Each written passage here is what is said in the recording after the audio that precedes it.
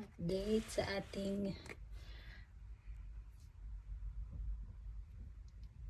malunggay.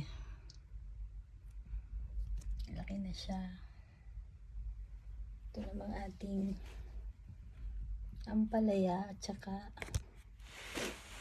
sigarilyas. Alam niyo yun guys, kalamismis sa amin, sigarilyas. Tanim tayo niyan. Meron tayong paakyatan. Yan. Ito yung isang puno. Dalawa siya.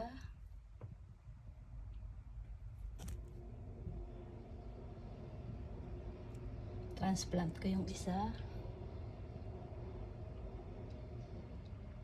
Sa paso lang siya nakatanim guys.